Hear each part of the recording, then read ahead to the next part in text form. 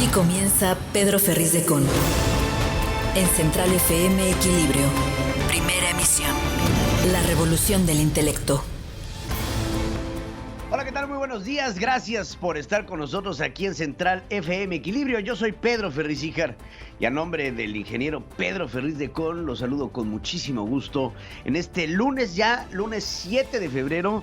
El gusto de estar con ustedes. El ingeniero está en la Ciudad de México preparando esta gran conferencia que se va a dar en estos próximos días en Querétaro, a la cual le hacemos una gran invitación de parte de todo este equipo para que juntos usted y yo, por supuesto todos, seamos parte de esta revolución del intelecto en Somos México, en Querétaro, el 11 de febrero a las 18 horas, allá en la Universidad Anáhuac. Estará presente el ingeniero Pedro Ferriz de Con para que juntos empecemos a mover voluntades, a impulsar conciencias, porque nosotros todos somos México. Vámonos a la información. Estás escuchando a Pedro Ferriz de Con. Central FM Equilibrio. Resumen informativo. Oigan, es puente, ¿no? Sí, hoy es puente, lunes, ¿no? Lunesito de puente porque se conmemoró el Día de la Constitución. Entonces, en esta conmemoración del Día de la Constitución, me llama la atención un gobierno que festeja la Constitución y que no hace otra cosa, que no sea pasársela, miren, por el meritito Arco del Triunfo. Sin embargo, ahora, pues el presidente festeja la Constitución de 1917. Andrés Manuel López Obrador insiste en la reforma electoral para desterrar el fraude y contar con autoridades verdaderamente independientes. Fíjense nada más, en esa frase que no me llevó ni un enunciado, el presidente Andrés Manuel López Obrador no respeta ni siquiera la independencia de los tres poderes del gobierno. Olvídense lo demás. Hay que desterrar el fraude y no habla de sus hermanos, y no habla de sus primas, y no habla de sus colaboradores cercanos, y no habla de sus hijos. Pero bueno, hay que contar con autoridades independientes. Por primera vez asistió Lorenzo Córdoba. Ahí estuvo el presidente consejero del INE, quien fue ubicado center, pero a la cuarta fila. Adelante, pues los que le aplauden. La otra propuesta es una reforma electoral para que de una vez y para siempre se acaben los fraudes electorales. No consejeros, magistrados, empleados del presidente o de los partidos, sino autoridades verdaderamente independientes, de inobjetable honestidad, con voluntad, con vocación democrática. Al término del evento del 105 aniversario de la Constitución del 17 y luego de los dimes y diretes por el presupuesto para la revocación de mandato, Lorenzo Córdoba, presidente del INE, afirmó que sí hay consulta el 10 de abril y será gracias a la autoridad electoral que generó los recursos para instalar casillas, pese a la negativa de la Cámara de Diputados, pese a la negativa de la Secretaría de Hacienda y Crédito Público. Cabe mencionar que López Obrador y Córdoba, bueno, no se voltearon ni a ver, ni se miraron en la ceremonia del aniversario de la promulgación de la Constitución. El INE aseguró que todos los ciudadanos inscritos en la lista nominal de electores contarán con una papeleta si deciden participar en la consulta de revocación de mandato. El viernes el órgano electoral emitió la convocatoria para formalizar el inicio de este ejercicio. Así habla Lorenzo Córdoba, presidente nacional del INE. Con la aprobación y emisión de la convocatoria, podemos decir que la revocación de mandato es, como ejercicio democrático de participación ciudadana directa, un hecho absolutamente cierto y previsible, que habrá de materializarse en la jornada de votación del domingo 10 de abril, en la que todas y todos los ciudadanos con credencial para votar con fotografía tendrán una papeleta esperándoles en las mesas de votación correspondientes. Fundadores y líderes de Morena, identificados con la corriente más radical llamaron a las bases para rescatar al partido que preside hoy Mario Delgado, y ¿qué creen? Sin pedir su renuncia. A Mario le han llovido huevazos a donde va. Anuncian una convocatoria a la resistencia para impulsar los cambios menesteres en la dirigencia. En el Monumento a la Revolución convocaron a la primera Convención Nacional Morenista. A ver, ¿quién va a conducir la primera Convención Nacional Morenista? Ahí les va. John Ackerman, Paco Ignacio Taibo, que es el director, creo que es el director del Fondo de Cultura Económica, ¿no? Y calificó la asamblea como una reunión de los agraviados. La Lotería Nacional debe transparentar el acuerdo con el Instituto para devolverle al pueblo lo robado. Me encantan los nombres. El Instituto para devolverle al pueblo lo robado. O sea, el Robin Hood, sobre la rifa del avión presidencial, y que se identifiquen los 2,000 millones de pesos prometidos que no se han entregado al INAI. De acuerdo con la resolución, también deben informar sobre las acciones y los descuentos que se hicieron por gastos de operación de este gran sorteo, en el cual iba a salir el avión presidencial y que pues ni salió, y ahí sigue. ¿Y para qué le digo? ¿Dónde están los remanentes? ¿Dónde están las transferencias? ¿Dónde están los rendimientos del dinero vertido? Además, debe dar a conocer todas las comunicaciones vía correo electrónico con la Secretaría de Hacienda relacionadas con el sorteo, las bases y la colaboración.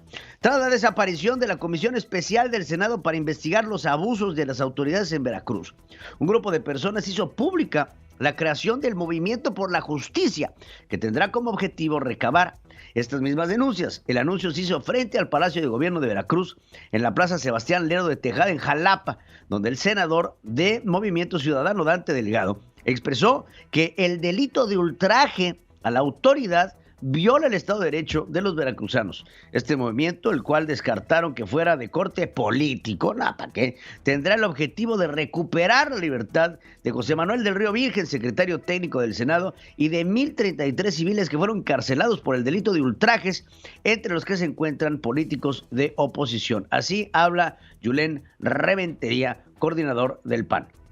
El Movimiento por la Justicia que hoy inicia y logrará en Veracruz todo lo que necesitamos para que la gente viva en paz, en tranquilidad, con orden y con respeto a sus derechos más elementales. Vaya relajito que tiene Cuitláhuac García allá en el estado de Veracruz. Y claro, se hace una comisión en el Senado que aquí usted y yo le costó la chamba a Ricardo Monreal. Le costó el jale. ¿Por qué? Porque Cuitláhuac, pues es chompiras, es cuatacho, es brother de Andrés Manuel López Obrador. Y mire, desde que entró Cuitláhuac, me acuerdo, el primer escándalo que le brincó fue la compra de unas patrullas que compra para el estado de Veracruz, en donde cada patrullita tenía un promedio de un costo de 1,200,000 pesos. Una patrulla por ahí estándar te debe de estar costando entre 700 y 800,000 pesos, equipada full. Pero no, a sobreprecio, y de ahí N cantidad de escándalos más de corrupción que se dan en el estado de Veracruz, gobernado por Cuitláhuac. Marciano Chano Toledo Sánchez, actual 13º regidor de Asuntos Indígenas de Solidaridad Playa del Carmen por Movimiento Ciudadano, y su hijo José Luis Chanito Toledo, actual diputado del mismo partido en el Congreso Estatal, expresaron su beneplácito por el cambio del trazo del Tren Maya, proyecto emblemático del presidente Andrés Manuel López Obrador, que pasará sobre sus tierras, lo que sabían desde octubre de 2018. Cabe destacar que ambos son cercanos colaboradores del gobernador Roberto Borge Angulo. Ante la desatención de autoridades culturales y la Secretaría de Gobernación, la Asamblea General de la Escuela Nacional de Antropología e Historia planteó escalar su propuesta a la toma de edificios, museos y zonas arqueológicas. También amagó con paros escalonados y en últimas instancias estallar en una huelga.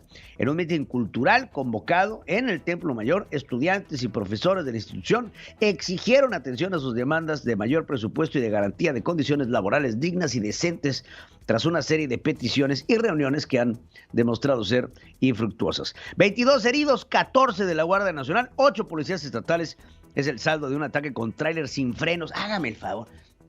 Están los normalistas de Ayotzinapa queriendo tomar una caseta. Acuérdense que la toma de casetas es un delito federal. Y entonces no pueden tomar la caseta porque está ahí la Guardia Nacional. Agarran un tráiler y téngale que se dejan ir con el tráiler. Pero, ¿qué creen? Que después de dejar 22 heridos, 14 de la Guardia Nacional, 8 policías estatales, no se puede hacer nada porque en Acapulco, Avelina López, alcalde, afirmó pues que ¿a quién va a castigar? ¿A quién va a castigar? Porque el vehículo, o sea, el tráiler que iba circulando solo. O sea, no traía chofer. Entonces, como no traía chofer, que le han de haber puesto una escoba para apretar el acelerador, ahí va el tráiler, ¡pum, pum! Entonces, ¿a quién vamos a castigar? Entonces, así dice Avelina López. Escúchela usted. No sé a quién vas a castigar, va circulando solo. ¿A quién se castiga? ¿A quién fue el que lo hizo? Creo que a nadie conviene que estemos cuidando casetas cuando la delincuencia está en todos sus niveles, está desatada. La verdadera delincuencia. A nadie le conviene que estemos cuidando casetas. No, pues no. A nadie le conviene que la estén tomando. Pero sobre todo, Avelina, esta mujer, alcalde de Acapulco de Juárez, que hace poco hacía unas declaraciones en donde decía que el verdadero problema de la delincuencia era la calor y el consumo alto en carbohidratos. Entonces, esa es la voz, ¿no?, de la autoridad que tiene Avelina López, que dice ahora, ¿a quién vamos a castigar? Si los normalistas pues no estaban adentro del camión, soltaron el camión de bajada y en segunda, en primera, y vámonos. Y tienes 22 heridos, pero bueno.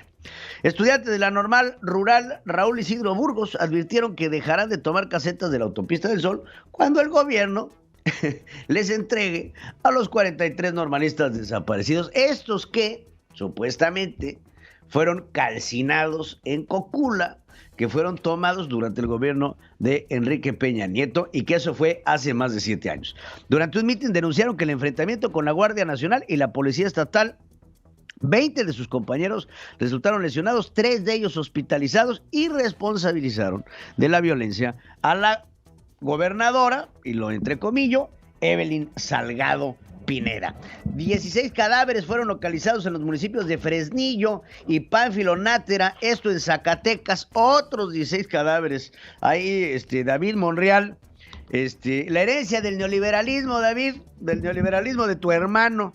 Así lo informó la Fiscalía del Estado. Precisó que en la comunidad de Pardillo 3 de Fresnillo se ubicaron 10 cadáveres envueltos en cobijas, y en Pánfilo Nájera 6 cuerpos colgados al interior de una bodega.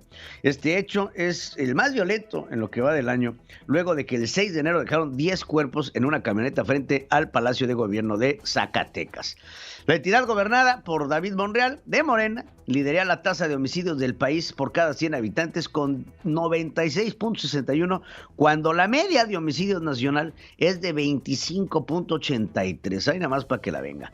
David Monreal, en su momento, aceptó un plan de apoyo federal para Zacatecas que, al decir de algunos expertos, contribuye en la escalada de violencia. Escuchemos a David. En conjunto con el Ejecutivo Federal, diseñamos el Plan Zacatecas 2, el que ha dado resultado en la disminución del delito, pero también ha generado una escalada en la violencia, a causa de enfrentamiento entre grupos del crimen organizado. Tengan confianza, aquí estoy para seguir combatiendo el más grave flagelo que ha tenido Zacatecas en su historia, la inseguridad pública que heredamos. La estamos encarando con inteligencia, con firmeza. ¿Cómo puede este señor hablar de inteligencia y firmeza? Véanlo nada más. La herencia pues el que te heredó el gobierno fue tu hermano. Y no se diga solo eso. Ahí está Saúl también, Saúl Monreal, que es alcalde de Fresnillo, que, pues, digo, la familia Monreal tiene asusado al gobierno de Zacatecas. El cuerpo de un hombre fue encontrado calcinado dentro de un auto en llamas en Toluca, capital del Estado de México. Así también lo confirmaron fuentes policiales. Pedro Ferriz de Con. En Central FM Equilibrio. Primera emisión. La revolución del intelecto. El Banco de México podría aumentar su tasa de referencia en 50 puntos base durante su reunión esta que viene el 10 de febrero, según analistas consultados por Citibanamex en su encuesta de expectativas. Las proyecciones apuntaron que en el 2022 la tasa de referencia podría terminar en un 7% y en el 2023 en un 7.5% frente al 6.75 y al 7 de la previa. Cabe recordar que el 16 de diciembre del 2021 la Junta de Gobierno decidió incrementar, ¿se acuerda usted?, 50 puntos base en el objetivo para la tasa de interés interbancaria en un día a 5.5%. El pronóstico para el PIB en el 2022 disminuyó 2.2% desde el 2.5% anterior. Se trata de la tercera caída consecutiva de las estimaciones del crecimiento del Producto Interno Bruto. Según la fórmula económica, estamos de facto en un país recesivo. Esto ya es una recesión económica. Llámele como le llame. 3 trimestres consecutivos a la baja en el PIB es, por fórmula económica, recesión. Las previsiones de inflación general anual cierran en el 2022, crecieron en un 4.4% desde el 4.28%. La tasa de inflación subyacente para el mismo lapso aumentó 4.25% desde el 4.20%. La inflación general para el cierre del 2023 se mantuvo sin cambios en 3.70%, pero el índice de precios subyacente aumentó de 3.56 a 3.51. Al final del 2022, el dólar podría cotizar en 21.50, al igual que lo pronosticado en el estudio anterior. Las finales del 2023 ubican el cierre del dólar posible en 21.80. Andrés Manuel López Obrador hizo 5 recomendaciones para la venta de Banamex a los compradores que sean mexicanos. Ya si se va a vender Citi, pues que lo compren mexicanos, que los inversionistas cuesten con, pues platica, ¿no?, respaldo financiero para proteger a los ahorradores, que no tengan ninguna deuda con el SAT y que la operación pague impuestos y se garantice el acervo cultural del banco. Por ahí había una puja para que el gobierno federal comprara el acervo cultural, pero pues bueno, vamos a ver qué dice Andrés. ¿Qué condiciones? O mejor dicho, ¿qué recomendación? Primero, que los que compren sean mexicanos. Es que quienes compren el banco sean gente responsable y que tengan respaldo económico para que se protejan los fondos de los ahorradores. Deben ser gentes que no le deban a la hacienda pública, es decir, que no tenga deuda en el SAT. Es que paguen impuesto por la venta del banco. Ya no queremos que sigan los saqueos de los bienes culturales del pueblo de México. Y ese golpe de que no tengan deuda con el SAT, ese es un golpe directo a Ricardo Salinas Pliego, porque Ricardo Salinas Pliego había mostrado un interés por adquirir Citibanamex, llámenle en redes sociales, y sabemos que tiene una deuda, y no Ricardo, sino el grupo que encabeza, por alrededor de 14,000 millones de pesos. Entonces, pero bueno, ahí está el golpecito. Ante la presencia del Frente Frío número 28, que ya empezó para generar bajas temperaturas, las nevadas en el norte del país, el Sistema Interconectado Nacional se declaró en estado de alerta por posibles afectaciones en los próximos días. De acuerdo con un reporte operativo del Centro Nacional de Control de Energía, la CENACE, especialistas del sector explicaron que los estados en alerta son una práctica normal en el SENACE, aunque esta cobra relevancia por ser referente a todo el sistema interconectado. La Comisión Reguladora de Energía aprobó el primer permiso de generación de energía eléctrica en lo que va del año a favor de privados. Se trata de un permiso a favor de Eni México, que operará en Tabasco. Qué raro, ¿no? Hay que ver quién está atrás de Eni México en Tabasco. utilizando gas natural como combustible con una capacidad instalada de una generación de 84 megawatts. El volumen de autos producidos en México tuvo su peor desempeño en enero en 10 años. Durante el primer mes del 2022 se contrajo 5.63% respecto a diciembre del 2021 con 236,599 unidades de acuerdo a cifras del INEGI. Alfredo del Mazo, gobernador del Estado de México, reconoció que trabaja a marchas forzadas para concluir las obras de conexión al Aeropuerto Internacional Felipe Ángeles, a menos de un mes y medio de su estreno. Durante la inauguración de un Banco del Bienestar, Del Mazo enumeró algunas obras para conectar la terminal con autopista Siervo de la Nación, inaugurada en octubre, pues en realidad se planteó para el nuevo Aeropuerto Internacional de la Ciudad de México. El caso es que ese no se hizo. En el caso del distribuidor que conectará este nuevo aeropuerto de Felipe Ángeles con el circuito exterior mexiquense, señaló que será el más grande a nivel nacional con una inversión de 3,900 millones de pesos y una longitud de casi 7 kilómetros. No, hombre, pues qué bárbaro. Fíjense, las autopistas, porque esto va a ser una autopista, no crean que no se la van a cobrar, y son caras. 7 kilómetros. 3,900 millones de pesos, 7 kilómetros. Esta obra se trabaja pues a marchas intensas para poder estar en tiempo para cuando se dé la inauguración del Aeropuerto Internacional Felipe Ángeles, una obra de gran tamaño y en la que se trabaja intensamente para poder dar servicio a esa conectividad del aeropuerto. Ahora les vamos a poner que hay que recordar que el aeropuerto de Santa Lucía recibirá un subsidio inicial del gobierno de 419.4 millones de pesos, dinero que está ya etiquetado solo para pagar empleados, no para gastos operativos. De acuerdo con Isidro Pastor, director general de la Paraestatal Militar, el aeropuerto Felipe Ángeles admitió que la terminal va a requerir subsidio por lo menos hasta el 26 y dijo que en el 22 funcionará con 951 millones de pesos.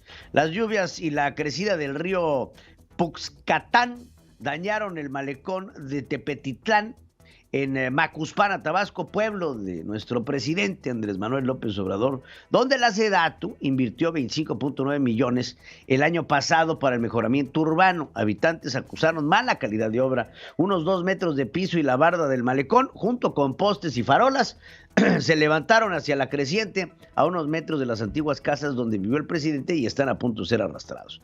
México registró 44.1% más muertes que las esperadas para el 2020 y 2021, de acuerdo con el Grupo Interinstitucional para la Estimación del Exceso de Mortandad. Las actas de defunción registradas indicaron que ocurrieron 1,079,000 decesos en 2020 por todas las causas y 1,067,000 en 2021. Las previsiones eran que ocurrieran 752,000 y 737,000. Se estimaron que el 70%, la diferencia corresponde a las muertes, pues obviamente por la pandemia del COVID-19. El exceso de mortandad empezó a observarse a partir de la semana 22 y 28 de marzo del 2020. Registró sus puntos más altos en la semana 5 al 11 de julio de este año, con un 102.2% y el del 17 al 23 de enero del 2021 con 182% y del 22 al 28 de agosto con un 108%. El grupo de edad más afectado fue el de 45 a 64 con un exceso de mortandad del 69.5%. Adultos de 30 a 39 años recibirán el refuerzo de la vacuna COVID el 14 al 19 de febrero en todas las alcaldías de la Ciudad de México, así lo informó el gobierno capitalino. Eduardo Clark, jefe de la agencia digital del gobierno, indicó que en la próxima semana se anunciarán detalles de las sedes, así como la marca de la vacuna que se les va a poner. Además, del 9 al 12 de febrero se atenderán rezagos de las primeras y segundas dosis, además de refuerzos a menores con menores con morbidades en 4 sedes: en el Pepsi Center, en el Estadio Olímpico Universitario, en el Censis de la Marina, en la Sala de Armas. Claudia Sheinbaum, jefa de gobierno del Distrito Federal, aseguró que hay una disminución del 51% de los casos de COVID y 30% en disminución de hospitalizaciones. Así dice Claudia Sheinbaum. 51% menos de positivos a COVID en la ciudad, 30% menos de ingresos hospitalarios y alrededor del 40% de la población que se ha vacunado ya con su dosis de refuerzo. Ahí la tienen. Pues no se puede vencer al que no sabe rendirse. Así lo dijo Andrés Manuel López Obrador este fin de semana al ejercitarse ya por una recomendación médica. Escuchemos. No se puede vencer a quien no sabe rendirse. O como era el lema de la Asociación de Jubilados y Pensionados, dejar de luchar es como empezar a morir.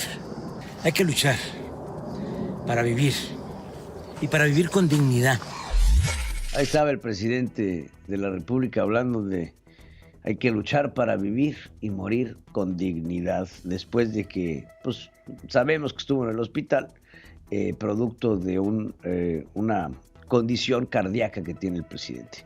Después de más de 20 horas se regularizó el suministro de agua a la Ciudad de México y Toluca, capital del Estado de México, tras concluir la reparación de una compuerta del sistema Cutzamala, informó la Comisión Nacional del Agua. Casi un año de instalar un campamento irregular, cientos de inmigrantes fueron desalojados por autoridades locales y de la Guardia Nacional en la garita del Chaparral en Tijuana, Baja California.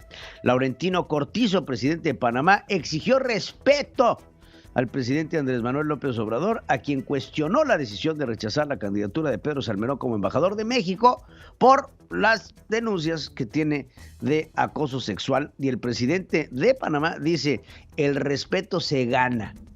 Y es lo que exigimos los panameños, diciéndole al presidente de México que no se ha ganado el respeto de Panamá. En pocas palabras y entre líneas. Andrés Ayamat renunció como canciller de Chile por haber sido de vacaciones a España durante la crisis migratoria que enfrenta el norte del país ante la llegada masiva de extranjeros por pasos no regulados. Héctor Valera anunció que entregó su renuncia como primer ministro del Perú al presidente Pedro Castillo luego de que se comunicara la recomposición de su gabinete. Valer se retira en medio de críticas por revelarse que golpeó a su hija y a su difunta esposa. Que acepto la derrota ametrallado por los periódicos del Perú que pertenecen a un grupo y que ellos a la vez están vinculados a la extrema y a la derecha del Perú, que construyeron una imagen de maltratador y de violento. Hágame el favor. No sé si le suene familiar el discurso. Miren, si te vas a lo que está sucediendo en Perú, el presidente Pedro Castillo no solamente recibe la renuncia del primer ministro, porque se agarró a golpes a su hija, porque se agarró a golpes a su esposa, porque lo dieron a conocer, y entonces el problema no es de él, El problema es de la prensa, de la derecha, que con grupos conservadores, de las mafias, del poder. Haz de cuenta que han de tener algún libro de texto. O sea, hay que buscar ese libro de texto de cómo hacerte la víctima, ¿no? Para ver si nos funciona a los demás. Entonces, el presidente de Perú, Pedro Castillo, para que lo ubique la gente que nos escucha, cuando fue esta congregación de líderes de América Latina, había uno que no se quitó el sombrero, que traía un sombrero, que aparte, sombrerito, bueno, ese es Pedro Castillo. Y hace poco, Pedro Castillo decía que no estaba calificado para ser presidente de Perú. Y Perú está pasando por un asunto político complicado, porque los peruanos tenían dos opciones. Una, Pedro Castillo, que les da el fenómeno de Evo Morales, ¿no? El fenómeno de Evo, que es elegir ya sabe, ¿no? Al hombre que viene de una sociedad nativa, indígena de nacimiento, con poca preparación, etcétera, etcétera. El fenómeno Evo. Y por el otro lado, el otro candidato que tenían en Perú, pues era Keiko Fujimori. Y entonces Keiko Fujimori viene con el letargo de su padre, que pues acusado de corrupción en la cárcel, ¿no? Bueno, entonces ahí Perú pues trae una bronca horrorosa que ahora renuncia el primer ministro de Perú por esto y con este discurso. Alberto Fernández, presidente de Argentina, se reunió en Beijing con su par chino, Xi Jinping.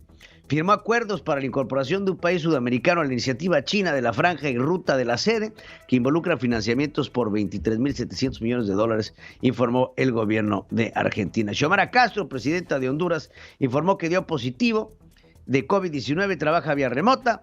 El laboratorio estadounidense Merck informó que vendió $952 millones de su tratamiento anti-COVID, Molnupiravir, este tratamiento que están sacando Merck, en el cuarto trimestre del 2021, y prevé transacciones de $5,000 a $6,000 millones para este año. Pedro Ferriz de Con y su editorial. En Central FM. Equilibrio. México está pasando por una grave crisis en torno al periodismo. Muy grave. La madrugada de este domingo fue asesinado en Tijuana, en Baja California, otro periodista más, hijo y sobrino de periodistas también, Marcos Ernesto Isaías Flores. Él era editor de un portal en redes que se llama notiredes.mx. Antes que nada, desde aquí y desde estos micrófonos, que también ejercemos la noble profesión del periodismo, le enviamos a Marcos, a su familia, a la familia Islas Flores, nuestras más sentidas condolencias por la muerte de otro periodista en nuestro país. Van 5, en lo que va del año, 5 periodistas en México, y miren que el año ha estado largo, porque apenas estamos a 7 de febrero. Y a 7 de febrero, a escasas semanas de que inició el año, 5 periodistas que han salido a hablar de los problemas de nuestro país, que han salido a decir la consternación de los auditorios, porque nosotros no somos nuestra propia voz, nosotros somos la voz de quien nos escucha, de las personas que nos siguen, de las personas que nos hacen llegar sus comentarios y que con ello detonan investigaciones periodísticas. Marcos era editor del portal. Era un hombre que también se dedicaba a transmitir ese sentimiento de lo que usted piensa. Porque sí, nuestras opiniones, pues son opiniones vertidas en carácter personal. Sin embargo, el carácter personal que nosotros le vertimos a estas opiniones trae como trasfondo y como trastelón todo lo que escuchamos, lo que platicamos, lo que debatimos con nuestro propio auditorio. Y esta interacción con la sociedad, con usted, con la búsqueda de la verdad, hasta este momento le ha costado la vida a 5 periodistas en nuestro país este año. Hablar del periodismo a nivel mundial siempre ha sido peligroso. Hay periodistas que van a los frentes de guerra, a las guerrillas, a reportar los acontecimientos que está pasando en el mundo, cuán peligrosos puedan ser. Y hablamos de temas diversos y variados, desde política, economía, deportes, narcotráfico, tráfico de influencias. Buscamos la nota. Estamos ahí para reportarle a usted y que usted esté enterado. La libertad de expresión es un tema con el que venimos debatiendo, pues vamos, en términos verdaderos, desde la Ilustración francesa, la Revolución, Voltaire, Renoir, grandes pensadores, grandes escritores que a través de sus palabras revolucionaron conciencias y empezaron a darle al hombre la capacidad de pensar por sí solo, la capacidad de transmitir, de comunicar. Si no fuera por el periodismo, si no fuera por la capacidad que tenemos los periodistas de superar fronteras, de dar a conocer acontecimientos, seguiríamos viviendo en un mundo de oscurantismo, en donde los gobiernos, en donde las instituciones, en donde las mafias del poder controlan la opinión pública. Y todavía hoy tenemos ejercicios funestos, como la propia mañanera de Andrés Manuel López Obrador, que se dedica a sembrar agenda y a decirle al pueblo qué es lo que tiene que pensar. Un gobierno que sale a denostar al periodismo, que sale a atacar a los que están detrás de los micrófonos, de las plumas, de las cámaras, a llamarlos enemigos de su gobierno y que buscan solamente la denostación y que buscan atacar acusándonos de falsos, pegándonos en nuestro activo más importante, que es la credibilidad, que es nuestra honorabilidad, nuestra pulcritud. Porque estar detrás de estos micrófonos exige una enorme cantidad de responsabilidades. Tenemos que ser perfectos. No podemos ser considerados humanos. No podemos tener errores. No podemos tener desaciertos. No podemos tener, ni accidentes ni incidentes. Porque somos parte de un escrutinio público. En todo lo que hacemos. Sin embargo, desde el púlpito de la conferencia mañanera, todos los días, sin soltar uno de ellos y sin menguar en cualquier tipo de fuerza hacia el ataque vertido hacia el periodismo, el presidente de México denosta nuestra actividad, desacredita nuestra honorabilidad, provoca reacciones hacia nuestro trabajo, llamando, insultando, denostando, calumniando las investigaciones que él considera dañinas para su administración. 5 periodistas han muerto.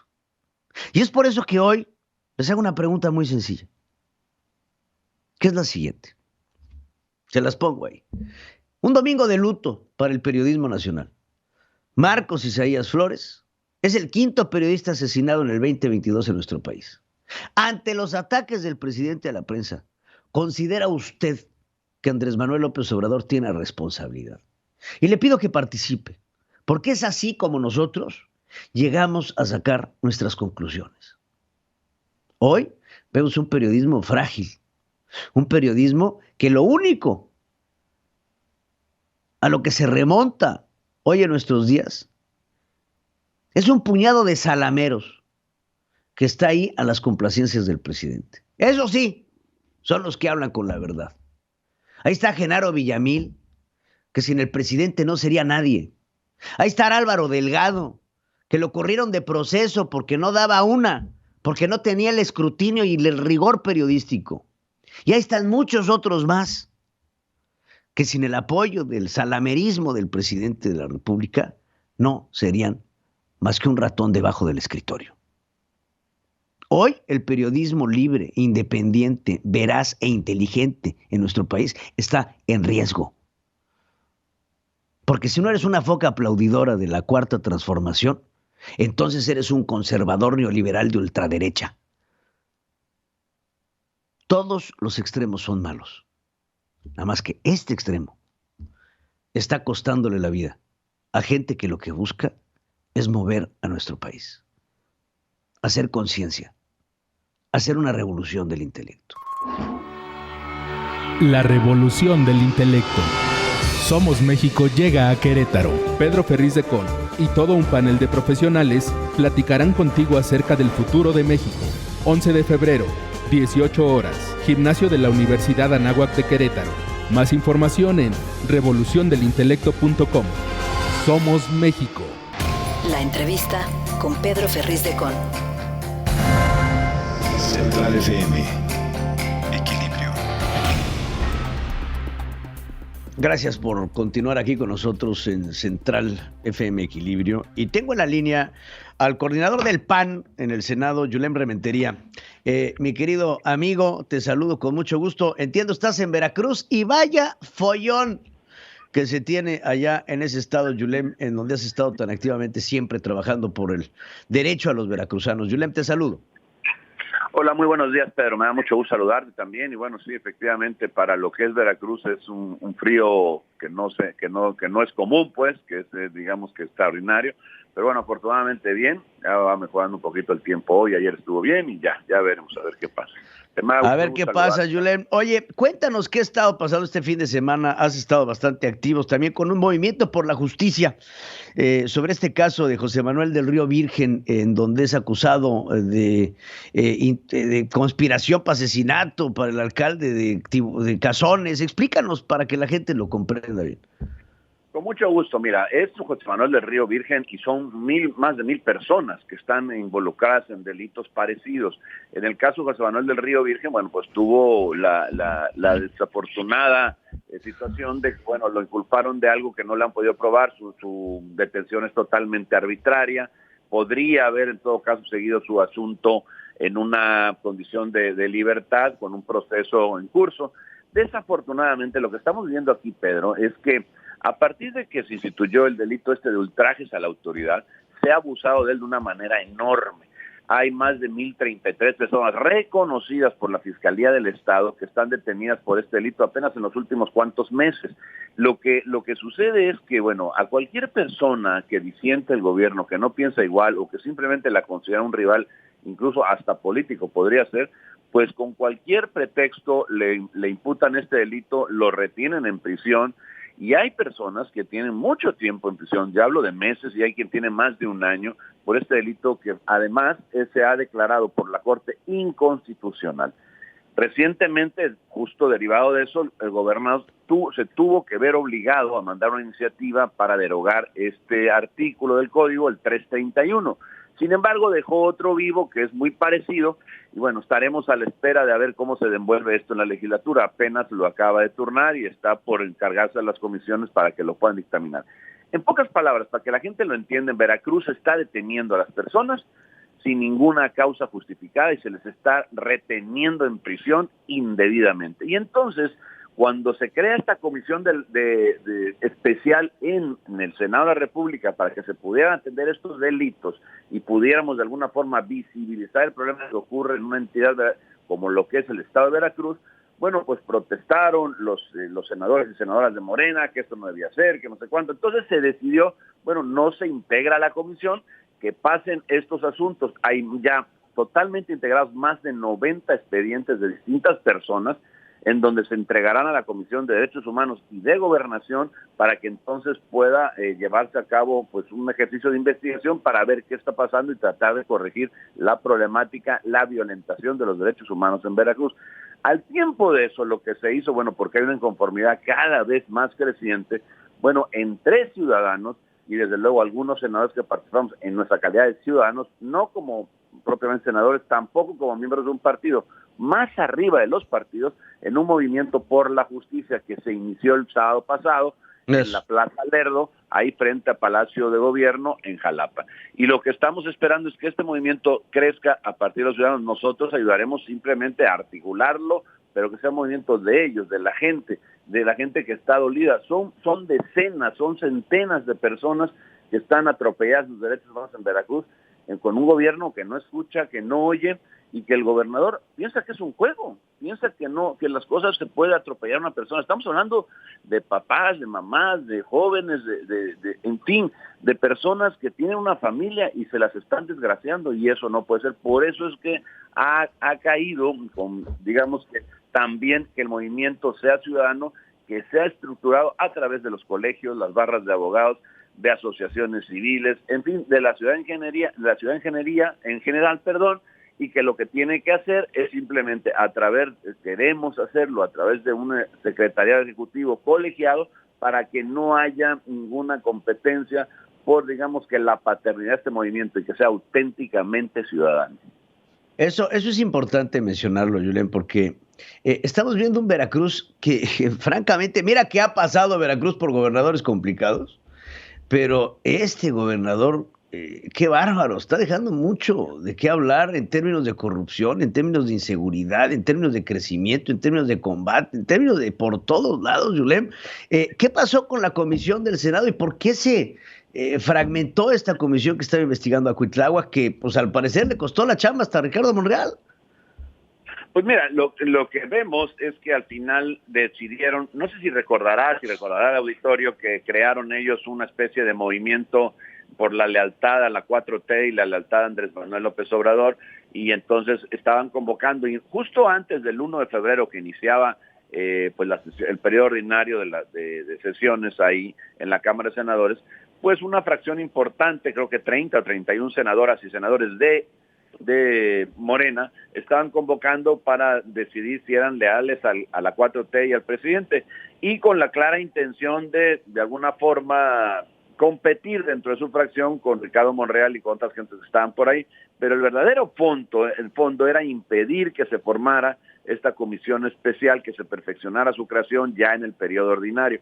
Y lo lograron, porque efectivamente pues les metieron miedo a Morena, y lo que nos damos cuenta aquí tristemente es que Morena sucumbe ante esta disyuntiva de ser leales al presidente y a quien el presidente protege, como es el gobernador Cuitláhuac, o responderle a la gente, a los ciudadanos de Veracruz, que merecen atención y desde luego merecen pues la cercanía de un gobierno para que los proteja de otro, que es en todo caso el del Estado, que los está atropellando. En pocas palabras, prefirieron hacerle caso a Andrés Manuel, a su grupo político, en lugar de atender a los ciudadanos.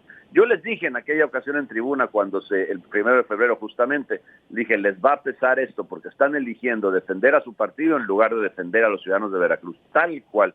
Y bueno, parece que en los hechos eso es lo que ocurrió finalmente.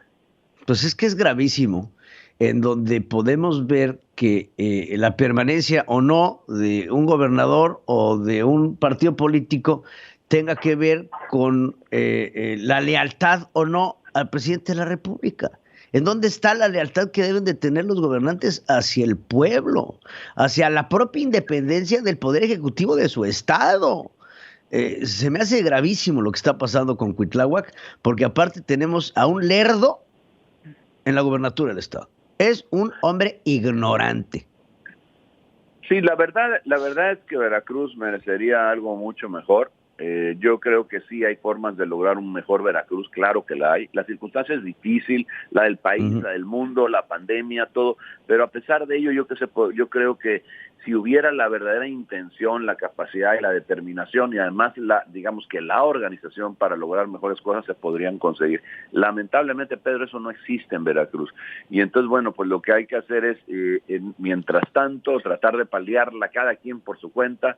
En Veracruz las cosas funcionan porque hay una inercia, la gente se levanta, se alista y se va a trabajar, y bueno, y al día siguiente igual, y la semana siguiente igual, y al mes siguiente igual. En lugar de tener un gobierno que promueva, que ayude, que facilite las cosas, lo que tenemos es que luchar contra la circunstancia normal de cualquier empleo, de cualquier trabajo en el mundo, más lo que tiene que ver con un gobierno que evidentemente está ausente, y que no solamente está ausente, que muchas de las soluciones están en contra de lo que pudiera ser el franco desarrollo que puedan lograr las personas, la vida, las empresas, la sociedad en su conjunto, pues. Claro. Claro, pues te agradezco mucho, Julen Rementería, muchas gracias por estar con nosotros aquí, y pues estaremos pendientes a lo que le suceda ya todo este movimiento que se está poniendo en marcha en el estado de Veracruz. Julen, muchas gracias, como siempre, gracias por estar con nosotros. Al contrario, muchas gracias a ti, Pedro, un saludo para ti y un abrazo también para todo el auditorio, por favor. Muy buenos días. Claro que sí, Julen, muchas gracias. Y miren, en Veracruz ha habido gobernadores profundamente corruptos. No nos vayamos lejos. Javier Duarte, Fidel Herrera, nada más por irnos tantito para atrás, que eran rateros, eran unos rateros, cínicos, desvergonzados. A este que tienen hoy en día es un ratero, cínico, desvergonzado, pero aparte todo es tonto. Y eso ha de pesar todavía mucho más, porque en su propia estulticia carga con una enorme cantidad de soberbia. Porque no hay más tonto que el tonto que se cree inteligente. Ese es Cuitláhuac. La entrevista con Pedro Ferriz de Con. Central FM. Equilibrio. Gracias por continuar con nosotros, y tengo en la línea ahora en esta entrevista a Mario Riestra.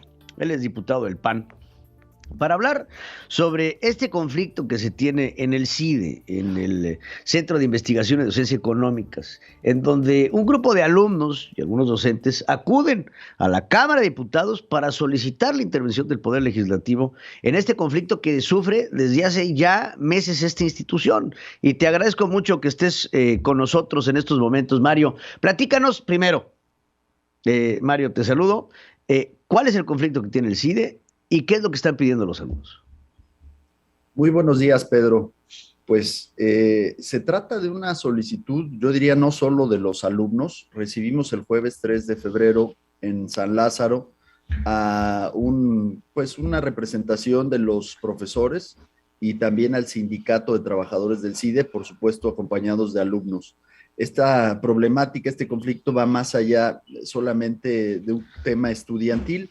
Lamentablemente se origina hace algunos meses, pues por una imposición del director general por parte de la CONACYT, pero se ha venido agravando por la incompetencia de la propia CONACYT y de este director general, por la falta de diálogo que se ha negado a establecer con la comunidad, y hoy ha llegado a tal grado. Hoy inicia, por supuesto, el semestre en el CIDE, y no se han pagado las más de 200 becas de manutención que los estudiantes reciben, y que sin ellas, pues lamentablemente no van a poder mudarse a vivir como lo hacen todos los semestres a la capital del país estos estudiantes, porque hay que recordar que la mayoría de los estudiantes del CIDE, más o menos el 60%, proviene del interior del país y requiere este tipo de apoyos económicos.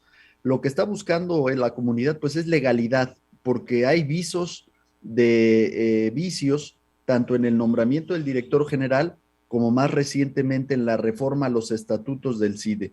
Lo que impulsó CONACYT básicamente es erosionar la colegialidad con la que vivía esta institución y, por supuesto, mermar su autonomía de gestión. Y esto es gravísimo, porque una institución académica sin vida colegiada y sin autonomía, pues pone en riesgo su libertad de cátedra, pone en riesgo su libertad de investigación. Y lo que nos comentaron también el jueves estos representantes, pues es que lamentablemente lo que se ha vivido en el CIDE se ha vivido también en otros centros públicos de investigación. Y tenemos en puerta en los próximos meses la discusión de la Ley de Ciencia y Tecnología, y no queremos que esto se generalice. Nos pidieron a los legisladores intermediación, porque esto es increíble. La Secretaría de Gobernación no ha podido mediar con la CONACYT. No ha habido una instancia que facilite el diálogo. Ha habido 4 marchas con sus respectivos plantones frente al CONACYT y en ninguna ocasión han sido atendidos los representantes del CIDE. Oye, dime una cosa, es increíble también la postura que tiene el presidente de la Cámara de Diputados, Sergio Gutiérrez Luna, que habla de que es un conflicto interno y que nada se tiene que ellos meter en el asunto, ¿no? Pues es gravísimo y eso refleja un desconocimiento brutal de la realidad del país. Afortunadamente no piensan así todos los legisladores. Hubo una representación de los 7 partidos políticos, incluyendo a legisladores de Morena que se solidarizaron con el CIDE, y esto es muy importante porque la manera en la que habla el presidente de la mesa directiva a nombre del Congreso no nos representa, ni siquiera representa a la totalidad de su bancada. Lo que está viviendo el CIDE es muy grave porque es una institución pequeña en el número de integrantes de su comunidad, pero con un enorme impacto en la sociedad mexicana por el número de publicaciones, por la potencia de sus investigadores y porque es un referente a nivel mundial como una institución que genera movilidad social. Y eso es lo que se está perdiendo porque, insisto, no puede haber libertad de cátedra, no puede haber libertad de investigación si no hay una vida colegiada, que eso es lo que está pretendiendo erosionar la Cuarta Transformación. Nos decía, y te quiero compartir esta cita, nos decía uno de los investigadores que nos acompañó, el doctor Luis Medina, nos decía que básicamente la autonomía de las instituciones de educación pública ha permitido que el mérito reemplace al compadrazgo. Y hoy lo que estamos viviendo en el CIDE es una involución, porque lo que está imperando es el compadrazgo. Impusieron al compadre de Lorenzo Meyer como director general del CIDE, imponen al compadre de Elena Álvarez Bulla como director general del CIDE, y están queriendo imponer al secretario académico que, fíjate lo grave, nos comparten los estudiantes del CIDE que entran a la oficina del director general y encuentran un papelito, un post-it pegado que dice características que busco en la próxima secretaria académica del CIDE. Miembro de la 4T y apagafuegos. No pesa el mérito, no pesa la trayectoria académica. Lo único que quieren es alguien dentro de su propio movimiento con cierta capacidad de gestión. Nuevamente volvemos a la cita. Lamentablemente el compadrazgo está pesando más que el mérito porque se está erosionando esta autonomía universitaria. Oye, y la comparecencia que debería tener, pues está la doctora María Elena Álvarez Bulla, pues que es pues ahora sí que la que tiene que ir a hablar y a esclarecer qué es lo que está pasando, ¿no? Que se llama comparecer. Claro. Eso, fíjate que esa fue también uno de los resultados de esta reunión tan interesante que se dio el jueves. Como parte de los legisladores del Partido Verde que nos acompañaron, estuvo no solo uno de los vicecoordinadores, sino también el presidente de la Comisión de Ciencia y Tecnología. Y este diputado López Casarín se comprometió a citar por escrito a la directora general del CONACYT. La directora general del CONACYT, llevamos 5 meses de legislatura, se ha negado a tener siquiera un diálogo con los representantes de esta 65ª legislatura. Y por ello me parece muy simbólico que un partido aliado a Morena haya asumido el compromiso de citarla, porque hay muchas cosas que no cuadran. Porque este conflicto, que fue un conflicto quizás menor hace 6 meses, se ha venido agravando por la incompetencia, por la falta de diálogo, por la cerrazón, a tal grado que hoy, como te decía, no se han pagado las más de 200 becas de manutención, no se han pagado los estímulos a la productividad de los maestros y la propia biblioteca del CIDE permanece cerrada por la incapacidad de las autoridades. Pues bueno, pues vamos a ver en qué acaba este conflicto, mi querido Mario Riestra. Muchas gracias por estar con nosotros y estaremos muy al pendiente de lo que suceda. Te agradezco muchísimo, diputado federal del PAN, Mario Riestra. Resumen de noticias en la hora central con Pedro Ferriz de Con. Central FM, equilibrio. Antes de entrar al resumen de las noticias, quiero volverlo a invitar a que acompañe al ingeniero Pedro Ferriz de Con. Esta próxima semana va a estar con ustedes allá en Querétaro con una conferencia el 11 de febrero a las 18 horas en la Universidad de Anáhuac, donde los invitamos a ser parte de este movimiento, a impulsar voluntades, a ser parte de la revolución del intelecto, en donde tenemos que rescatar a nuestro país. Entre a la página revoluciondelintelecto.com para que pueda usted acceder allá a esta conferencia que va a estar impartiendo el ingeniero Pedro Ferriz de Con, titular de este espacio informativo en el que todos estamos orgullosos de ser parte del mismo. Vámonos al resumen de las 8. Andrés Manuel López Obrador insistió en la reforma electoral para desterrar fraudes y contar con autoridades verdaderamente independientes. Lorenzo Córdoba, presidente del INE, afirmó que sí hay revocación de mandato el 10 de abril y será gracias a la autoridad electoral que generó los recursos que no le dieron. Cabe mencionar que López Obrador y Córdoba no se saludaron ni se nada y se parpadearon. Ahora, en el aniversario de la promulgación de la Constitución de 1917, el INE garantizó que todos los ciudadanos inscritos en la lista nominal de electores contarán con una papeleta para participar en la revocación de mandato. Fundadores y líderes de Morena llamaron a las bases a rescatar al partido de Mario Delgado, presidente nacional del Instituto Político. La Lotería Nacional debe transparentar el acuerdo con el instituto para devolverle al pueblo lo robado sobre la rifa del avión presidencial y identificar en dónde están los 2,000 millones de pesos prometidos en premios y los rendimientos de estos 2,000 millones de pesos. Se creó el Movimiento por Justicia para recabar abusos de autoridad en Veracruz. Hablamos ahora con Yulem Rementería justamente de esto después de la desaparición de la Comisión Especial del Senado.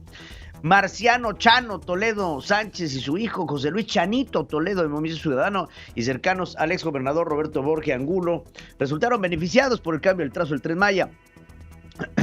La Asamblea General de la Escuela Nacional de Antropología e Historia planteó escalar su protesta a la toma de edificios, museos y zonas arqueológicas. 22 heridos, 14 de la Guardia Nacional y 8 policías estatales es el saldo del ataque con un tráiler sin frenos de normalistas de Ayotzinapa en una caseta de la Autopista del Sol. Abelina López, alcaldesa de Acapulco, dijo que sobre este ataque no hay a quien castigar porque pues no había chofer en el camión y que están perdiendo el tiempo de la Gendarmería Nacional, de la Guardia Nacional, perdóneme, cuidando casetas, que hay cosas más importantes. Estudiantes de la Normal Rural, Raúl Isidro Burgos, advirtieron que dejarán de tomar casetas de la Autopista del Sol cuando y solo cuando les entregan a los 43 normalistas desaparecidos.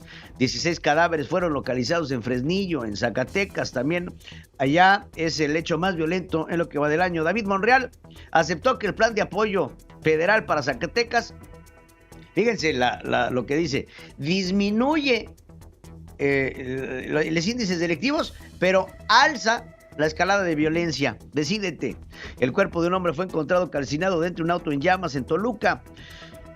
Madres buscadoras de Sonora ubicaron diversos cuerpos calcinados en el municipio de Santana. Familiares de personas desaparecidas encontraron fosas clandestinas con 14 cuerpos en Juventino Rosas, en Guanajuato.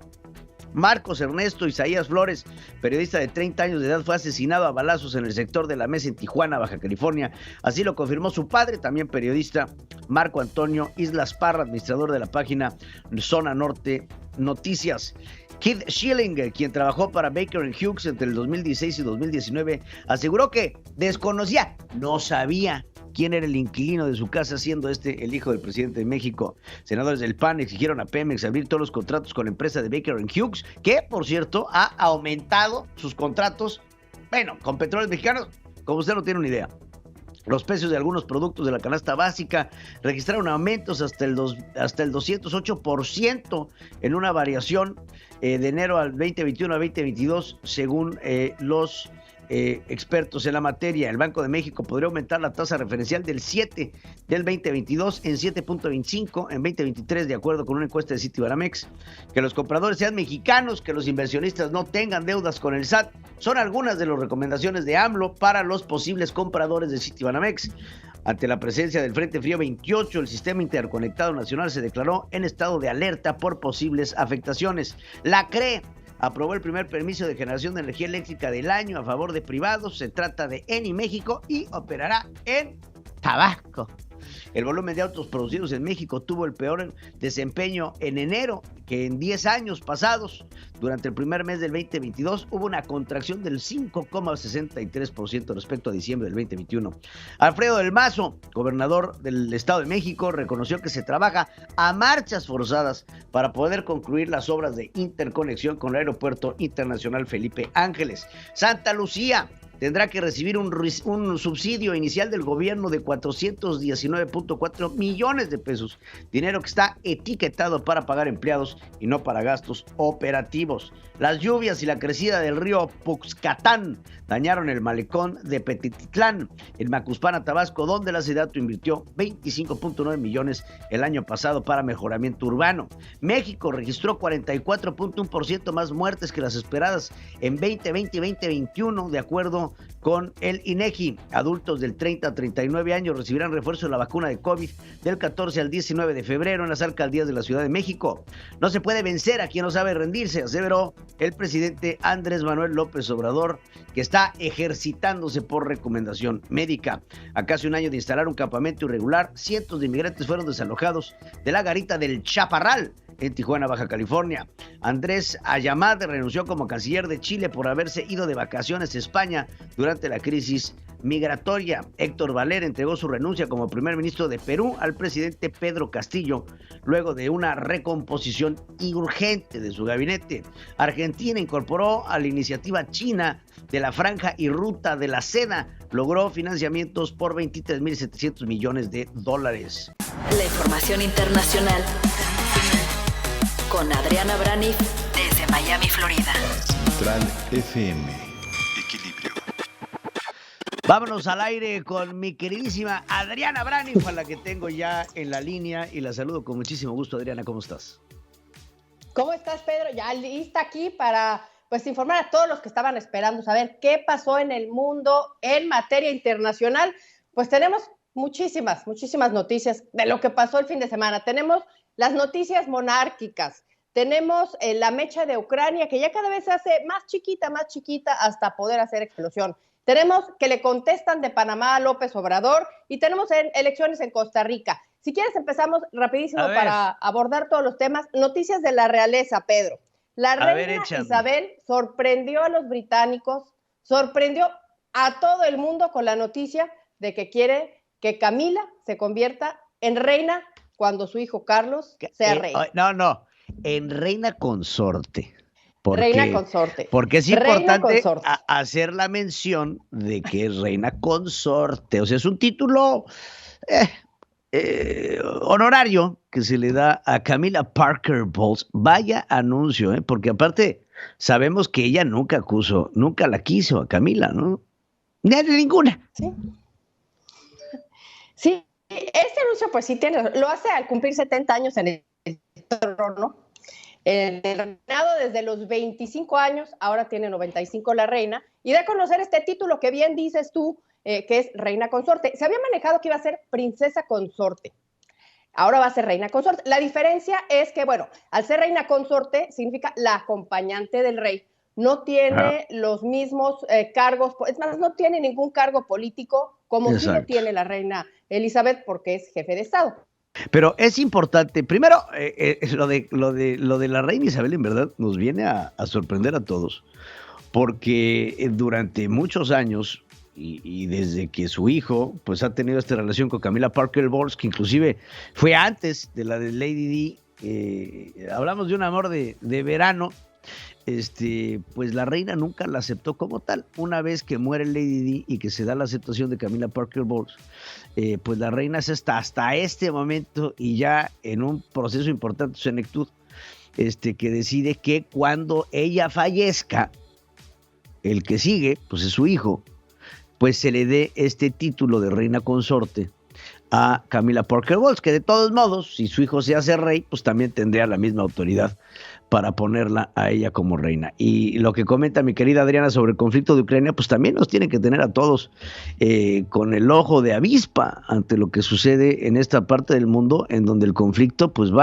se está escalando cada vez más y más a lo que podría ser ya un enfrentamiento armado en Ucrania. Y en Ucrania pues hay muchos recursos que están siendo luchados por parte de los rusos, principalmente en el tema del gas natural, en donde muchas de las vías de interconexión de gas para Rusia pues viene en esta zona justamente de Ucrania, en donde se están suscitando estos acontecimientos. En estos momentos de entrada sabemos que ya hay una gran cantidad de tropas rusas apostadas en la frontera y también ha habido un despliegue importante que ya suma hasta los 8,500 soldados activos de los Estados Unidos que estarían preparados para cualquier tipo de intervención, ataque militar que fuese menester o necesario en esta región. A ver, ahí estás, Adriana, te regreso contigo. Te regreso a los micrófonos hablando del conflicto de Ucrania.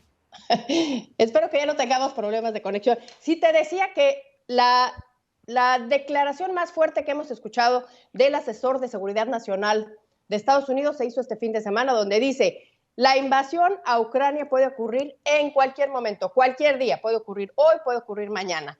Esto es lo que dice Jake Sullivan y dice también que ya el 75% de lo que necesita Rusia para invadir Ucrania ya lo tiene ahí listísimo. Y esto podría ser improbable o no, pero la conversación entre los analistas el fin de semana que revisé, Pedro, es que siguen preguntándose cuál es la intención real de Vladimir Putin, porque ha dicho que no desea invadir, pero sus acciones apuntan a lo contrario. Lo que sí ha dicho Pedro, es que respondería ante cualquier provocación. Y resulta que en cualquier momento puede haber cualquier provocación, porque Estados Unidos ha mandado más tropas, porque él también está aumentando sus elementos militares ahí en la frontera y pues en cualquier momento podría convertirse esto en una guerra por accidente. La otra cosa que dice Jake Sullivan, de haber una invasión, 50,000 víctimas serían las que padecerían esto y 5 millones de refugiados. ¿Qué dice Rusia ante esto? Dice que esto es una exageración, dice que es una declaración alarmista. Vamos a ver qué sucede. Estamos en una tensa calma, podría quedarse esto así un rato o no, en cualquier momento podría moverse el péndulo de uno o el otro lado. Rápidamente, Pedro, en Panamá, por fin le contesta el presidente de Panamá a el presidente de México. Todos le ha contestado Broso, le ha contestado Aristegui, le ha contestado Loret de Mola. Ahora le contesta el presidente de Panamá ante esta acusación de que dice que Panamá es la Santísima Inquisición. Mira, te lo pongo para que lo escuchemos. La decisión del presidente de México es decisión del presidente de México. La decisión de Panamá es decisión de nosotros. Nosotros decidimos si aceptamos o no a un embajador.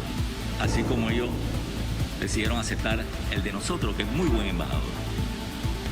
Eso es bien importante. Lo otro importante es que las relaciones de nosotros con México son muy buenas relaciones. Son relaciones de respeto. Nosotros respetamos a México.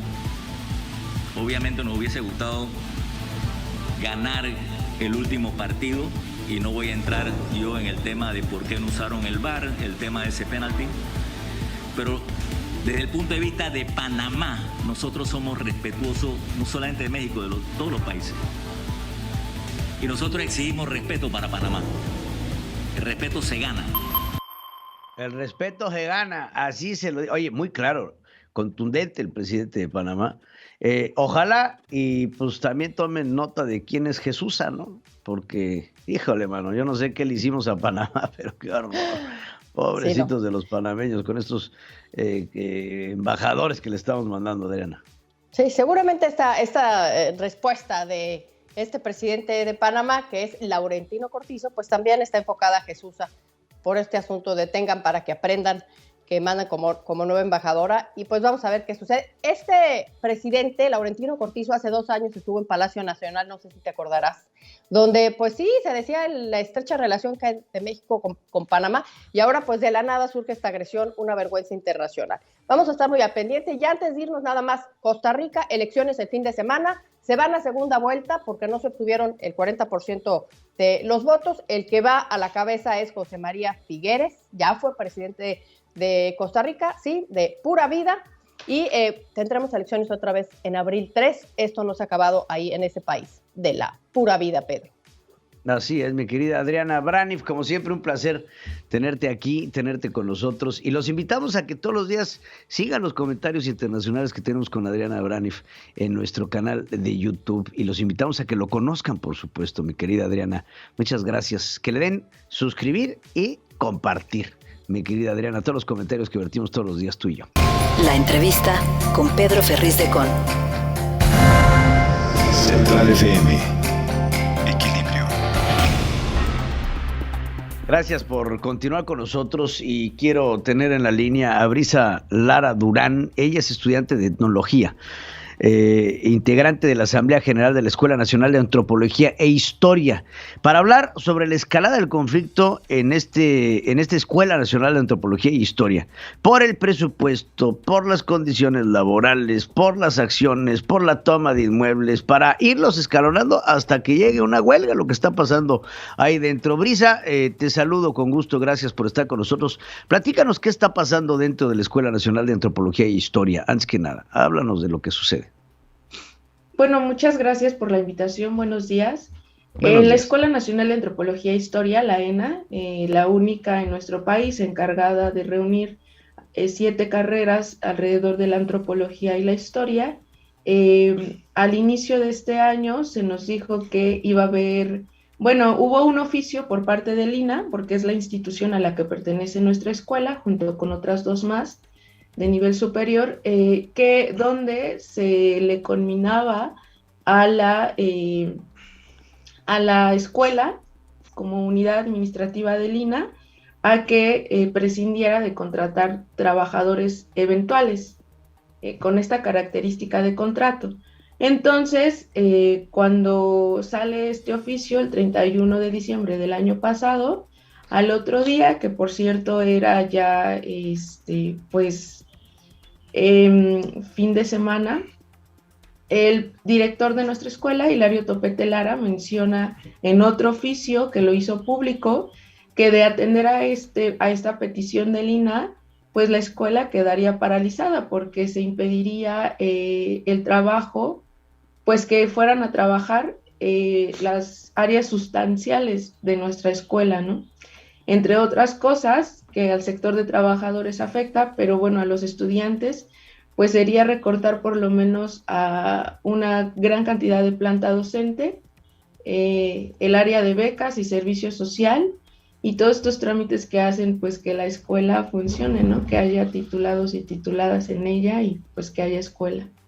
En ese sentido nos movilizamos, por supuesto, y hasta, bueno, hicimos una serie de eventos en estos días, incluso me parece que el 14 de enero de este año, el presidente Andrés Manuel López Obrador dijo en la mañanera que si el tema de nuestra escuela es mayor presupuesto, lo íbamos a tener. Entonces, le quisimos aceptar la palabra al presidente, fuimos a Gobernación, entregamos un documento justificando todos nuestros, todo el malestar estructural de nuestra escuela y los agravios, y el día viernes recibimos respuesta de Gobernación que no podían solucionar nada, sino que es competencia de la dirección del INAH. Y bueno, la dirección del INAH realmente desde el 2018, que firmó un pliego petitorio de 20 hojas más 30 de anexos, no ha cumplido pues básicamente nada más que un punto de eso, y eso es porque lo echaron a andar nuestras compañeras de la escuela, que es un protocolo contra la violencia de las mujeres. De ahí en fuera, en cuestión de infraestructura, becas, presupuesto, una reactivación de la vida escolar que se nutra académicamente, no se ha solucionado ni en pandemia ni años atrás. Entonces, pues nos preocupa que Gobernación nos haya respondido eso cuando nosotros le justificamos, incluso le dimos documentación de todas las instancias a las que hemos ido, como la Secretaría de Cultura y la Secretaría de Hacienda y Crédito Público, y el gobierno pues básicamente le echó la bolita de nuevo a quien ya no es un interlocutor válido para nosotros, que es Diego Prieto, el director del instituto. Oye, pues el conflicto se ve que no es un conflicto nuevo. No. Y bueno, ¿qué es lo que esperan ustedes del gobierno? ¿Y cuáles son las acciones que pretenden tomar si no lo reciben? Del gobierno esperamos, primero empatía a la comunidad estudiantil, ¿no? Creo que en la parte política es necesario, sobre todo con los eventos actuales con otras escuelas, que atienda a la comunidad estudiantil organizada. Luego, en una parte más práctica, por decirlo así, en la ENA le estamos pidiendo que se agilicen lo que llamamos mesas interinstitucionales. Debido a que ya fuimos a varias instancias y nos dejan en visto o se deslindan y que no pueden solucionar porque necesitan de otra institución o de otra secretaría, pues les estamos pidiendo mesas interinstitucionales que las gestione pues Gobernación, porque el INAH, por lo menos desde hace 4 años mínimamente, pues ha sido omisa en la resolución de nuestras demandas. Y estas mesas interinstitucionales sean conformadas por la Secretaría de Hacienda y Crédito Público, la Secretaría de Cultura, por supuesto el INAH, la Comisión de Cultura y Cinematografía en la Cámara de Diputados, y bueno, el gobierno, ¿no? Que esté apoyándonos con asesoramiento jurídico. Entonces, eso es lo que estamos pidiendo concretamente para que haya mayor presupuesto y se garantice que se etiquete y se efectúe en la operación de nuestra escuela, ¿no? Que realmente se vea este presupuesto en nuestra escuela. Claro, pues el chiste es que empiecen a ver un aumento de su presupuesto para poder tener la operación menester. Ahora, se hablaba de la toma de instalaciones y de la toma de algunos centros importantes para poder llamar la atención. ¿Van a seguir con ello hasta llegar a derivar en una posible huelga? Sí, bueno, estamos en la discusión de esta ruta de la huelga. Creo que nuestra escuela ha sido una escuela que se caracteriza por una movilización social importante. Sabemos cerrar calles, tomar tomar instalaciones, tomar lo que es necesario, pero creemos también que sí es importante tener puertas abiertas al diálogo. Nosotros lo hemos hecho, y estas puertas cada vez han sido escalonadamente cerradas. Entonces, si la opción es una huelga o la toma de la escuela, o incluso se ha hablado ir a tomar Teotihuacán e instancias turísticas, que ahora se les llama así, pero en realidad son recintos culturales e históricos importantes del país, si es necesario, vamos a ir a tomar estos espacios que generan ingresos para el INAH, se llaman autogenerados, y que estos ingresos pues se los están gastando en proyectos no sustanciales para la cultura y la educación, que salvaguarda la cultura y el patrimonio material e inmaterial del país. Otra cosa que quería mencionar es que de presidencia también estamos esperando, de la Cuarta Transformación, que el discurso de la cultura no solamente sea para megaproyectos o para cuestiones como rentables, ¿no?, sino también sea para fomentar el análisis, el estudio y la investigación del patrimonio cultural e inmaterial, como lo hemos hecho históricamente. Pues te agradezco muchísimo por informarnos todo esto, lo que está sucediendo en esta Escuela Nacional de Antropología e Historia, y estaremos muy al pendiente de cuál es su de llevar. Te agradezco mucho, Brisa Lara Durán, estudiante de etnología de esta Escuela Nacional de Antropología e Historia, por estar con nosotros. Gracias. Gracias, muchas gracias. Gracias a ti. Pedro Ferriz Híjar y Pedro Ferriz de Con. Central FM. Equilibrio. Francamente, debería de darnos pereza ya tener que seguir hablando sobre el caso constante del presidente de la República en contra del periodismo. Lo hablaba yo al principio de mi comentario abriendo este noticiero sobre el 5º asesinato de un periodista en México. Pero hay que ver los entretelones en este famoso derecho de réplica del presidente, en donde ataca constantemente a los que hacen periodismo, no se diga el periodismo de investigación. Y bueno, el devenir de lo que ha resultado ser esta investigación presentada por Mexicanos contra la Corrupción y Carlos Loret de Mola sobre la casa del hijo del presidente de la República en Houston, ha llevado de la mano una cantidad enorme de tropelías y de intentos desesperados del gobierno de Andrés Manuel López Obrador por desvirtuar la investigación que se ha dado a conocer. Entonces, vamos a enumerar los hechos. Carlos Loret de Mola y Mexicanos contra la Corrupción dan a conocer que el hijo de Andrés Manuel López Obrador rentaba una casa de un alto ejecutivo de una empresa que tiene contratos multimillonarios con Petróleos Mexicanos, que se llama Baker Hughes. Acto 1.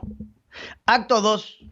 Se da a conocer que después de haber residido en esta casa, la esposa, que entiendo tiene mucho dinero, del hijo del presidente de la República, que entiendo es un zángano huevón bueno para nada, compran una casa y un automóvil de lujo en Estados Unidos, en donde nada tiene que ver con el presidente de la República, ni con los contratos que pueden ser dados a la empresa que es dueña la esposa del hijo del presidente, ¿no? Cava Energy. Entonces, de esta investigación empiezan a derivar calumnias. Bien dice el presidente, la calumnia no mancha tizna. Empiezan a derivar una cantidad de reacciones por parte de algunas focas aplaudidoras del sistema que buscan denostar y desacreditar los documentos. Es que la casa no es suya. Oye, pero aquí está el título de propiedad. Es que ahora resulta que la última que nos enteramos, bueno, la penúltima que nos enteramos, es que el ejecutivo de Baker Hughes, con contratos multimillonarios, dejó de trabajar en Baker Hughes en el 2009, justo cuando se le da una asignación de $89 millones a esta empresa, y justo cuando Andrés Manuel tiene a su hijo José Ramón, y José Ramón y su esposa se van a vivir a esta casa en específico. Habiendo tantas casas en Houston, se van a este en específico. De ahí viene me quiero imaginar una andanada de llamadas telefónicas, correos electrónicos, WhatsApps, oigan, ¿qué vamos a hacer? Pues tenemos que desacreditar. Viene un comunicado de Baker & Hughes en donde dice, el señor ya no trabajaba con nosotros. Ah, bueno, ¿y los $89 millones tampoco trabajan para ustedes? Pero después viene una declaración que se da a conocer el fin de semana que supuestamente se le da a Bloomberg, en donde este alto ejecutivo de Baker & Hughes dice, sí, yo tenía rentada la casa, pero no sabía que en esa casa vivía el hijo del presidente de México.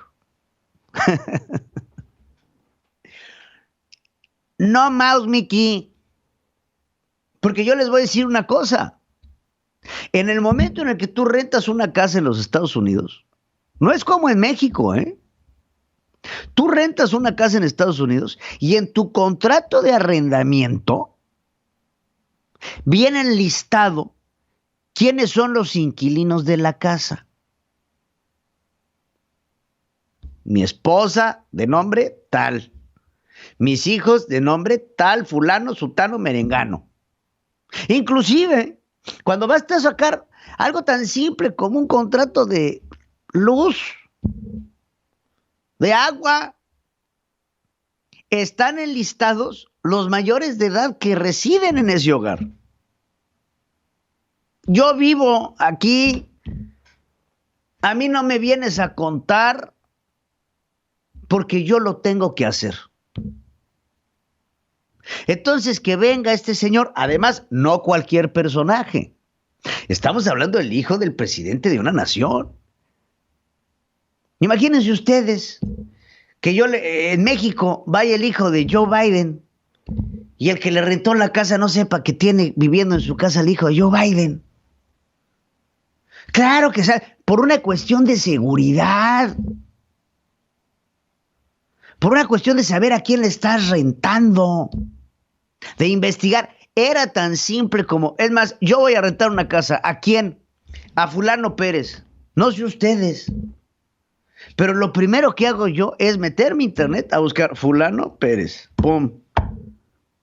Y te hace un background check para ver a quién estás rentando. Por supuesto que sabían que era el hijo del presidente de México. Lo que no estaban enterados era que pensaron que al estar los contratos a nombre de la esposa, a ningún mediocre periodista mexicano se le iba a ocurrir ir a buscar y hacer una investigación sobre lo propio. Ya dejen de mentirle al pueblo de México. Al hecho pecho. Sí, le renté la casa. Sí, sabía que era el presidente de México. Sí, punto. Porque es mucho más loable. Porque ya sabemos que nos están diciendo mentiras, cínicos, desvergonzados. Porque esto es la punta del iceberg de lo que podría ser una enorme cantidad de corruptelas y complicidades que pasan en nuestro país ante el cinismo inmerecido del pueblo mexicano.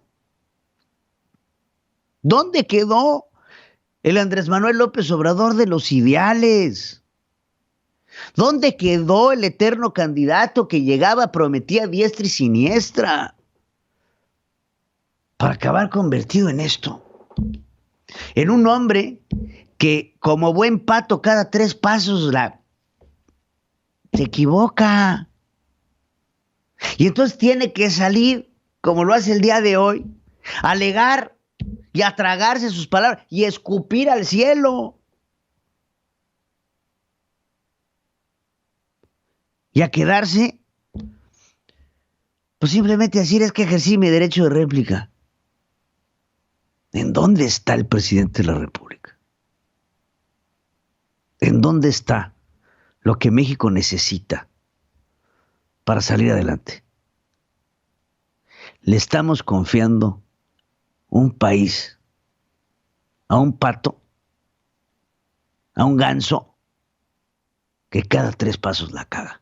Alejandro Reyes, los deportes.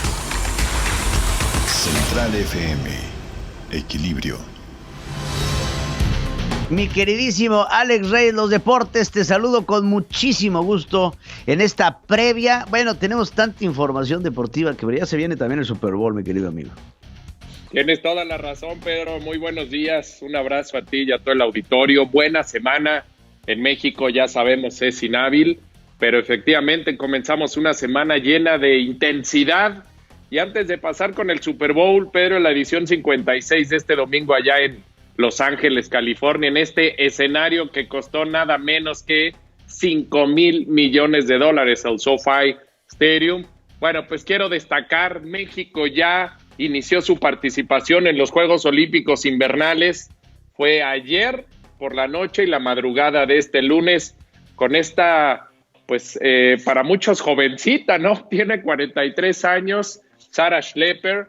Ella, ya sabemos la historia, es americana de nacimiento, pero al casar con un mexicano, decidió desde hace ya casi 10 años adoptar también la nacionalidad mexicana, y después de participar en 4 ediciones olímpicas invernales por los Estados Unidos, en las últimas 2 lo ha hecho por nuestro país. Y mira, pues ciertamente no somos un país ni por mucho con una tradición de deportes invernales. De hecho, no hay ni instalaciones, ¿no?, de este tipo de disciplinas, pero ahí quedará marcado el nombre de México. Se convirtió en la primera patinadora o esquiadora, mejor dicho, en la historia de los Juegos Olímpicos en participar en 6 ediciones diferentes.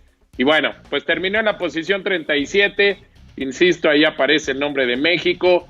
Es una buena historia, sus hijos empiezan ya también a participar en esta modalidad de esquí alpino, del slalom gigante, como le conocemos, y terminó en la posición 37. Quien más ha despertado interés, porque ha tenido un crecimiento y una evolución muy importante, es el patinador Donovan Carrillo, el tapatío, que hoy por la noche, por allí de las 8:30, tiempo del centro de México, arranca su participación en el patinaje artístico. Que tenga mucha suerte también este chavo mexicano que ha roto todos los paradigmas posibles en nuestro país y hoy estará representando a todo México. Y ahora sí, bueno, pues la semana de en Estados Unidos, sin duda alguna, es el evento más importante. Como evento único, no hay otro que tenga el impacto en Estados Unidos. Ya sabemos lo que ocurre en el medio tiempo, el promedio entre 95 y 103 millones de televidentes viendo el espectáculo del medio tiempo, pero pues mira, ha pasado algo raro, Pedro, en estas últimas horas, en estas últimas semanas. La semana anterior los boletos arrancaron por allí de 120,000 pesos mexicanos, 6,000 el promedio de boletos. Obviamente hay unos mucho más caros, otros están en ese rubro. Hoy amanecieron en 93,000 pesos, traducidos a pesos mexicanos, es decir, 4,000 y fracción, 4,300, 4,500 dólares. Se espera que en la recta final de la semana vuelvan a subir. La expectación es enorme. Hoy la NFL confirmó a Dwayne Johnson, el famoso La Roca, a estar en el evento previo. En fin, todo está listo en el SoFi Stadium.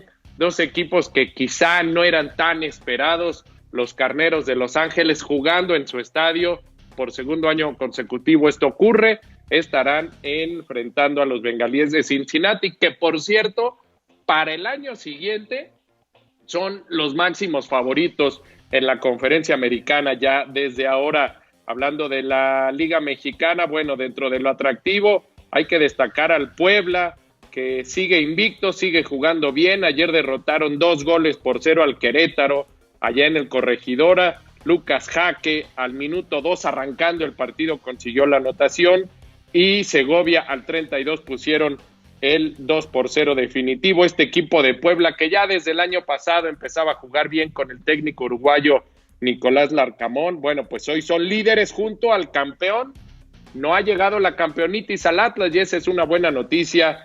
El equipo tapatío derrota 2-1 al Santos de La Laguna ayer en su estadio, allá en el Jalisco. Nervo y Torres consiguieron las anotaciones en el primer tiempo. Preciado para los de La Laguna al minuto 84, el 2-1 definitivo. Y ya más noche, duelo de goles. de muchos errores, pero también de muchos aciertos. Tigres derrota 4-3 a Mazatlán. Faltan partidos, estamos arrancando el torneo y el equipo de Cruz Azul visita esta noche a León allá en el Bajío mexicano. Quedará pendiente también el partido Juárez contra Guadalajara. Y ya para terminar, Pedro, de estas historias siempre atractivas, Sadio Mané es un senegalés. Quienes siguen el fútbol europeo y especial el inglés saben que es una de las grandes figuras de Liverpool. Ha ganado absolutamente todo, pero lo que más llama su atención o la atención de todo mundo es que él siempre ha dicho que no necesita, con todo el dinero que ha ganado, más de una casa, más de un coche, no necesita autos de lujo, no necesita relojes de estos costosísimos. Él ha preferido desde hace muchos años destinar parte de sus ganancias en el fútbol para apoyar el desarrollo de niños, que evidentemente hay enormes carencias en Senegal. Bueno, pues ayer Sadio Mané, además de todo lo que hace por la sociedad de su país, les da una enorme alegría, anota el último penal en la final de la Copa Africana de Naciones y con esto Senegal derrotó a Egipto y es la primera ocasión en la historia que un país como Senegal gana la Copa Africana. Así es que de estas historias tenía que ser Sadio Mané quien había fallado un penal al inicio del partido. Bueno, pues ahora consigue el del título. Así es que las cosas muy interesantes, Pedro, en esta semana ya platicaremos a lo largo de los días todo lo que ocurra previamente a la edición 56 del Supertazón allá en Los Ángeles, California. Te mando un abrazo, Pedro, a todo el auditorio y que sea una gran semana para ti y para todos. Muy buenos días. Pedro Ferriz de Con. En Central FM Equilibrio. Primera emisión. La revolución del intelecto. Antes de irnos, los quiero nuevamente invitar a asistir a esta conferencia que se estará dando el 11 de febrero en Querétaro, allá en la Universidad Anáhuac, en donde el ingeniero Pedro Ferriz de Con estará con ustedes. 11 de febrero, 18 horas, en el campus de la Universidad de Querétaro, en la Universidad Anáhuac de Querétaro, en donde ahí estaremos iniciando, impulsando este movimiento de Somos México, encabezándolo con el ingeniero Pedro Ferriz de Con, para que juntos podamos revolucionar conciencias, estar de acuerdo, buscar un mejor país. Es importante que nos acompañe a toda la sociedad queretana. Desde aquí les hacemos una atenta invitación a que vayamos hacia adelante. Pronto estas conferencias de Somos México se estarán replicando en todo el país para revolucionar las conciencias, para sacar adelante a este México que tantos queremos. Por mi parte, eso ha sido todo por el día de hoy. Yo le agradezco al ingeniero Pedro Ferriz de Con, por supuesto, su confianza. Mañana estará aquí con ustedes para seguir haciendo conciencia de lo que tenemos que hacer para sacar adelante a nuestro país. Yo soy Pedro Ferriz Híjar y les recuerdo, como todos los días, hagamos historia. La revolución del intelecto. Somos México llega a Querétaro. Pedro Ferriz de Con y todo un panel de profesionales platicarán contigo acerca del futuro de México. 11 de febrero, 18 horas, Gimnasio de la Universidad Anáhuac de Querétaro.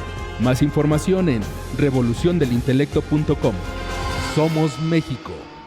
Hasta aquí presentamos a Pedro Ferriz de Con. En Central FM Equilibrio. Primera emisión. La revolución del intelecto.